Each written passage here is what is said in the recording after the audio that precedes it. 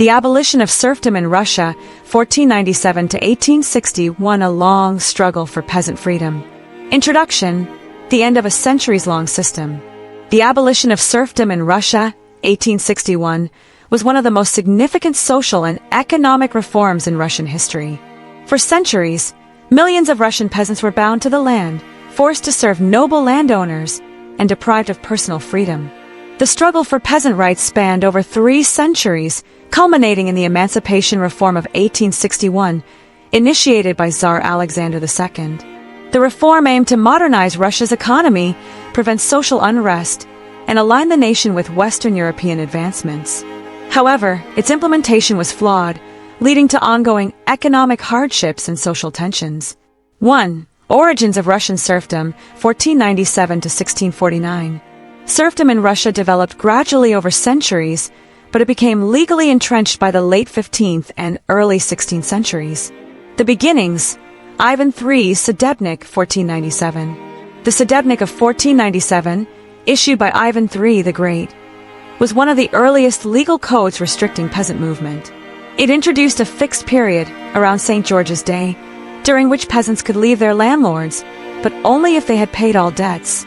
Boris Godunov and further restrictions, 1597. By the late 16th century, Boris Godunov further restricted peasant mobility. The law of 1597 introduced a 5-year time limit for peasants to be reclaimed by landowners if they attempted to flee. The legal enshrinement of serfdom, 1649. Under Tsar Alexei, father of Peter the Great, the Ulazany of 1649 officially tied peasants to the land permanently, effectively making serfdom hereditary. Peasants were now legally bound to the land and their lords for life, and escaping was considered a crime. 2. The harsh realities of serfdom, 17th to 18th century. By the 18th century, serfdom dominated Russian society, with over 80% of the population classified as serfs. Peasants' lives under serfdom. Serfs were forced to work for their landlords, barshchina, or pay rent, obrok. They had no legal rights, could be bought, sold, or punished at will. Many serfs lived in poverty, suffering from famine, high taxes, and brutal treatment. The rise of peasant rebellions.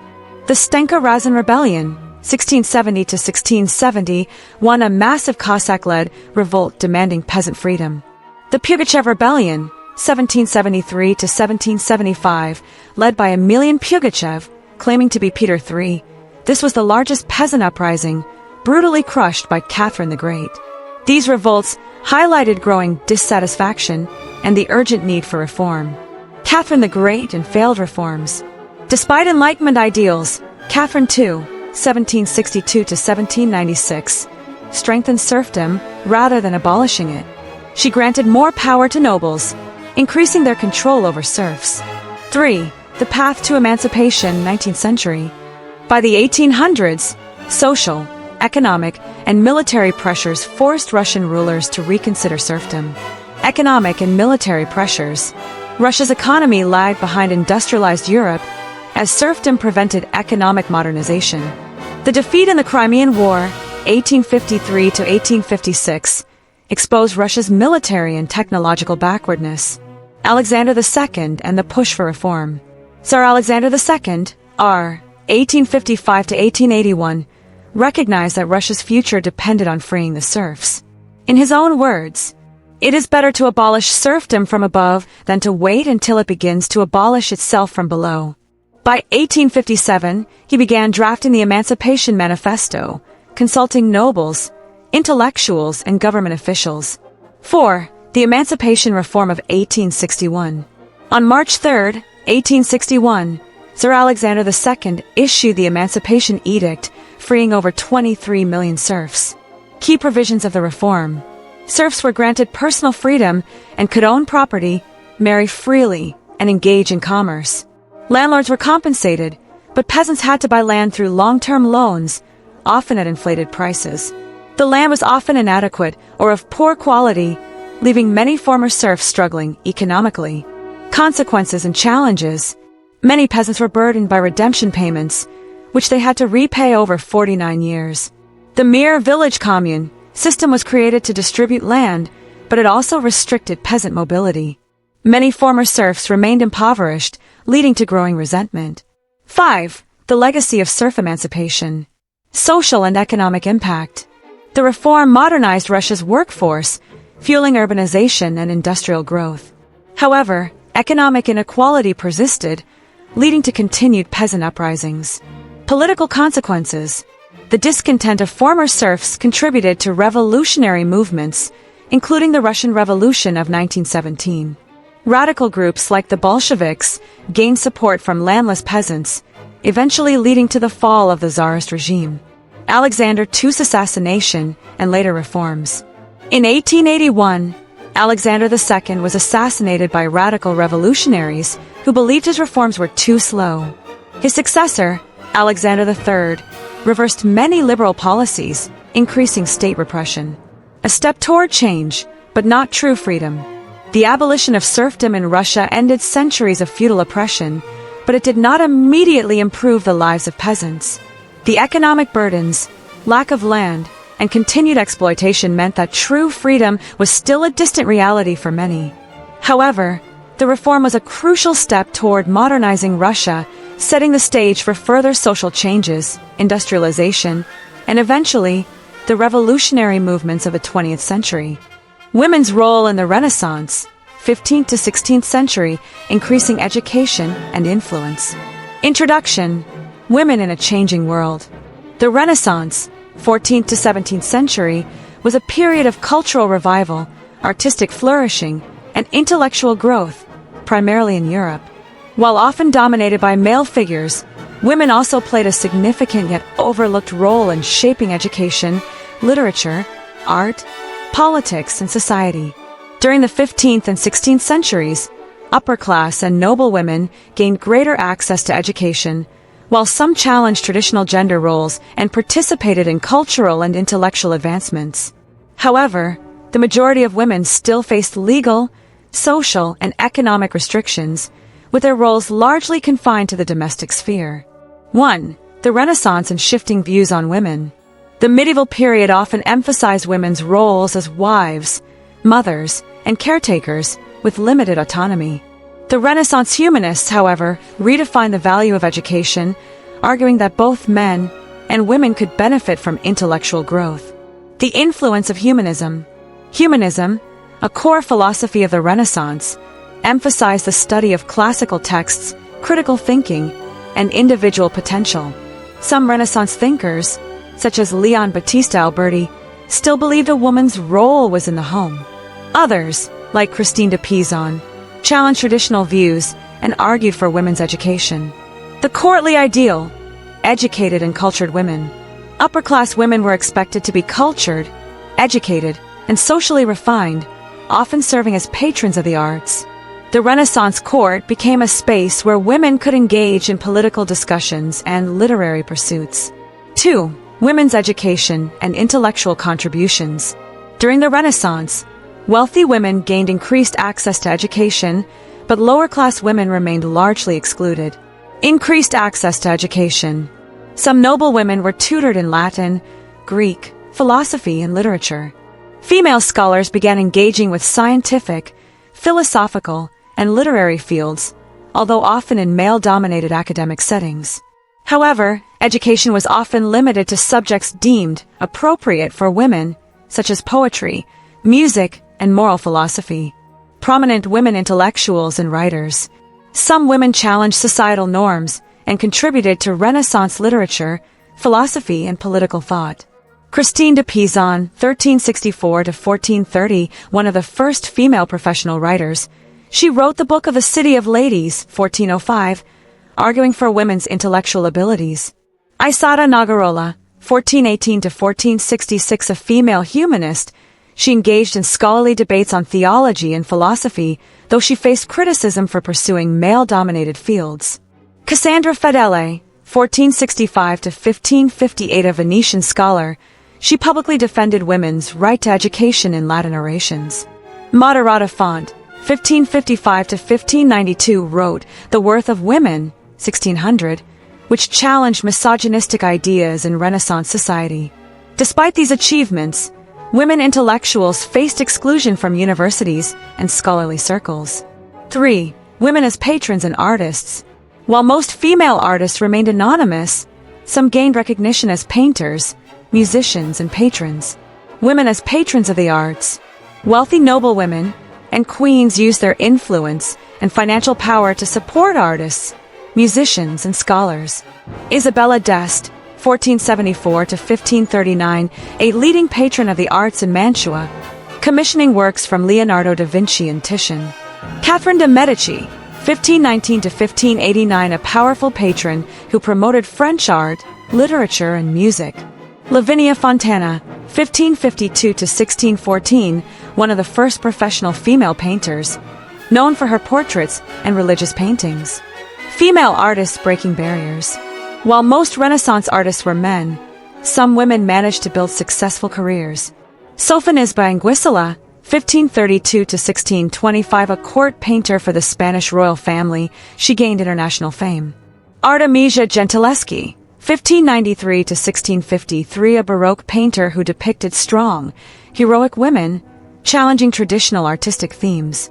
These women defied conventions, proving that artistic talent was not confined to men. 4. Women in politics and leadership. Although Renaissance politics was dominated by men, some powerful women played crucial roles as rulers, regents, and advisors. Queens and female rulers. Elizabeth I of England, 1533 to 1603, a highly educated queen who ruled independently, defeating the Spanish Armada and fostering the English Renaissance. Catherine de' Medici, 1519 to 1589, as Queen and Regent of France, she navigated religious conflicts and political intrigue. Mary I of England, 1516 to 1558, the first queen to rule England in her own right, though her reign was controversial. These women exercised political power in ways that defied traditional expectations of female rulers. 5. The limitations on women's freedom. Despite increased education and influence, women still faced deep-seated societal restrictions, legal and social constraints. Women were still considered subordinate to men under Renaissance laws. Marriage was a woman's primary role, often arranged for political or financial gain. Most professions remained closed to women, and they were expected to focus on domestic responsibilities. The Querelle des Femmes, debate on women's status. A philosophical and literary debate emerged over women's intellectual and moral capabilities. Some male writers, like Baldassare Castiglione, supported educated women, while others argued for traditional gender roles. Even as some Renaissance thinkers promoted women's education, they still believed women should remain obedient and confined to private life. A complex legacy. The Renaissance marked an important step forward for women's education and influence, but true equality remained out of reach. While noblewomen, writers, artists, and rulers made strides in intellectual and cultural spheres, the majority of women were still confined to traditional roles. However, the contributions of female scholars, artists, and leaders laid the groundwork for later feminist movements, proving that women had the intellectual and creative capacity to shape history. The Atlantic slave trade begins, 16th century major social and economic changes. Introduction, a system of human exploitation. The Atlantic slave trade, also known as the transatlantic slave trade, began in the 16th century and lasted for over 3 centuries, leading to profound social, economic, and cultural changes across Africa, Europe, and the Americas. This brutal system involved the forced transportation of millions of Africans across the Atlantic Ocean to work primarily in the plantations of the New World. Driven by European colonial expansion, economic profit, and racial ideologies, the trade shaped global history, leading to demographic shifts, economic dependence on enslaved labor, and deep-rooted racial inequalities that persisted for centuries. 1. Origins of the Atlantic slave trade. The practice of slavery was not new in human history, but the scale, brutality, and racial justification of the Atlantic slave trade made it unique. European exploration and colonization. In the 15th and 16th centuries, Portugal and Spain were the first European powers to explore and colonize West Africa and the Americas. Initially, indigenous peoples in the Americas were forced into labor, but disease, warfare, and brutal conditions led to a sharp decline in their population. To replace the dwindling indigenous workforce, Europeans turned to Africa, where established networks of slavery were exploited for transatlantic trade. African involvement and resistance. Some African kingdoms and traders participated in the slave trade by capturing and selling prisoners of war to Europeans.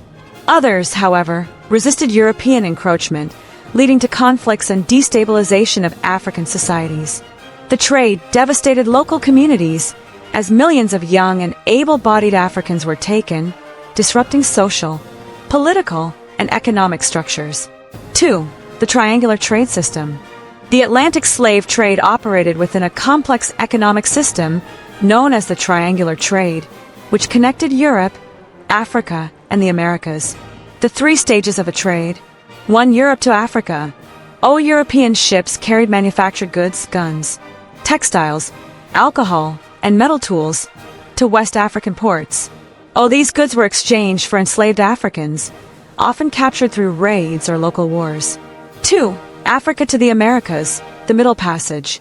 The Middle Passage was the grueling transatlantic journey where enslaved Africans were packed into overcrowded ships under inhumane conditions. Mortality rates were extremely high, with disease, malnutrition, and abuse killing millions before they reached the Americas. 3. Americas to Europe. Enslaved Africans were sold to work in plantations and mines in the Caribbean, Brazil, and North America. Raw materials like sugar, tobacco, cotton, and coffee, produced by enslaved labor, were shipped to Europe for profit and industrial growth. 3. Economic and social impact. The Atlantic slave trade profoundly shaped the global economy and societies, particularly in Europe, Africa, and the Americas. Economic growth in Europe. The trade fueled the rise of mercantilism, where European nations amassed wealth and power through colonial exploitation. Profits from slave-produced goods helped finance the Industrial Revolution in Europe. Major port cities such as Liverpool, London, Nantes, and Lisbon thrived due to the trade. The impact on Africa. The depopulation of Africa weakened entire civilizations, with many regions losing millions of their strongest members. The influx of European weapons fueled intertribal wars, increasing instability. Many African economies became dependent on the slave trade, delaying industrial and economic development. The impact on the Americas. Enslaved Africans became the foundation of the plantation economy, particularly in the Caribbean, Brazil, and the American South. A rigid racial hierarchy was established, where people of African descent were considered property and denied basic human rights. African cultures, religions, and traditions survived and blended into Caribbean, Brazilian, and North American societies, influencing music, cuisine, language, and spiritual practices.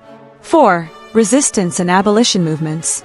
Despite the immense suffering, enslaved Africans resisted in various ways. Forms of resistance. Revolts and uprisings. Haitian Revolution, 1791 to 1804, the most successful slave revolt, leading to the abolition of slavery in Haiti.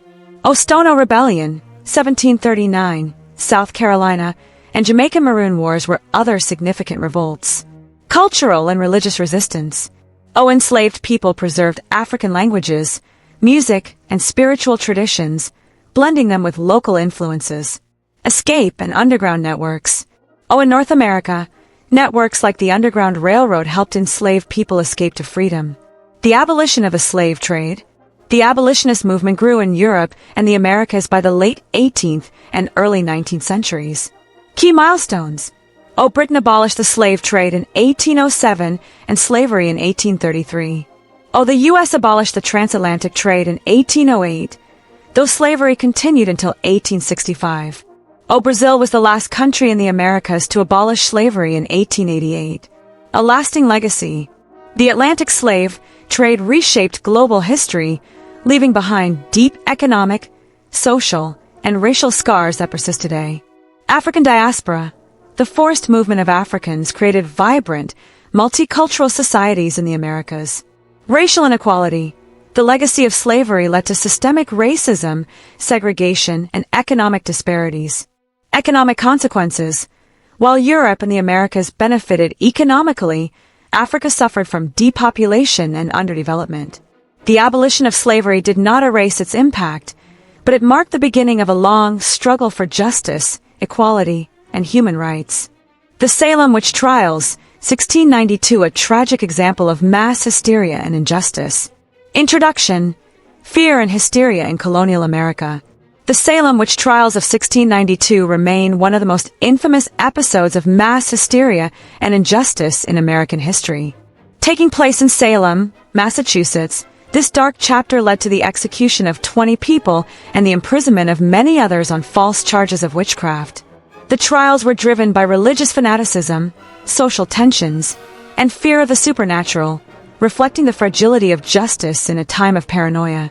This event highlights the dangers of fear-based governance, the role of superstition in shaping society, and the consequences of false accusations, lessons that continue to resonate today. 1. Background: Puritanism and fear of the devil. The Puritan way of life. Salem was a Puritan settlement in colonial Massachusetts, where strict religious beliefs governed daily life. Puritans believed in predestination, the idea that only a chosen few were saved by God, while others were doomed. Anything unexplained, failed crops, illness, sudden deaths, was often attributed to the devil's influence. Previous witchcraft accusations.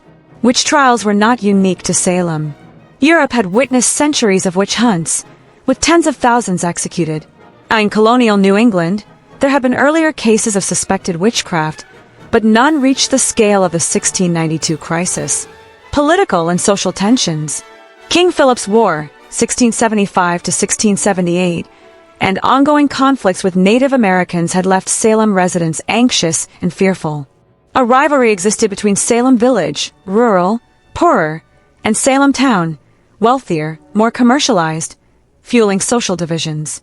Many accused witches were outspoken women, widows, or individuals who challenged Puritan authority, suggesting economic and gender tensions played a role. 2. The outbreak of accusations, early 1692. Strange symptoms, and the first accusations. In January 1692, Betty Paris, 9, and Abigail Williams, 11, the daughter and niece of Reverend Samuel Paris, began exhibiting strange behaviors, including convulsions, fits, and screaming. A doctor, unable to find a medical explanation, suggested they were bewitched. Under pressure, the girls accused 3 women of practicing witchcraft. Tituba, a Caribbean slave. Sarah Good, a homeless beggar. Sarah Osborne, an elderly widow who rarely attended church. Spreading accusations. Tituba, likely under coercion, confessed and claimed that other witches were working in Salem. This confession sparked hysteria, and new accusations spread rapidly. By spring of 1692, dozens of people, including respected church members, wealthy landowners, and even children were accused. 3. The trials and executions. Formation of the court. In May 1692, Governor William Phips created a special court, the Court of Oyer and Terminer, to handle the trials. The court relied on spectral evidence, claims that the accused spirit had attacked someone in dreams or visions, despite its lack of physical proof. The executions begin. The first to be executed was Bridget Bishop, June 10, 1692, a woman with a reputation for gossiping and wearing flashy clothing, traits considered suspicious. Over the next several months, 19 more people, 14 women, 5 men, were hanged, including Rebecca Nurse, an elderly and highly respected woman. Sarah Good, who cursed her accusers as she was led to the gallows. John Proctor, a wealthy farmer who openly criticized the trials. One man, Giles Corey, was pressed to death with heavy stones after refusing to enter a plea. The role of the clergy. Some Puritan ministers, like Increase Mather, began to question the trials, arguing that reliance on spectral evidence was unreliable. Others, such as Reverend Cotton Mather, initially supported the trials but later urged caution. 4. The trials collapse and aftermath. The public turns against the trials. As the number of accusations grew, reaching over 200, people began questioning the legitimacy of the trials. Governor Phips' own wife was accused, prompting him to halt the trials in October 1692. The Court of Oyer and Terminer was dissolved, and by early 1693, most prisoners were released or pardoned. Official apologies and legacy. In 1697, The Massachusetts court formally acknowledged the injustice and declared a day of fasting to atone for the trials. In 1702, the trials were officially declared unlawful, and in 1711, families of the executed were offered financial compensation. The town of Salem and the United States as a whole would later reflect on the trials as a cautionary tale about mass hysteria, religious extremism, and the dangers of unfounded accusations. 5. Historical and cultural impact. The trials as a symbol of injustice. The Salem Witch Trials remain a powerful symbol of paranoia and judicial failure. The event has been compared to McCarthyism in the 1950s, where Americans were accused of being communists without evidence. Influence on literature and popular culture. The trials inspired Arthur Miller's 1953 play, The Crucible, a famous allegory for McCarthy-era persecution. Salem today embraces its history through museums, reenactments, and tourism, serving as a reminder of the dangers of mass hysteria. A warning from history. The Salem Witch Trials exemplify how fear, superstition, and social divisions can lead to grave injustices. The tragic loss of innocent lives serves as a cautionary tale about the consequences of false accusations, the abuse of power, and the fragility of justice. Even centuries later, Salem's legacy endures, reminding societies to guard against hysteria, demand fair trials, and uphold the principles of justice and reason.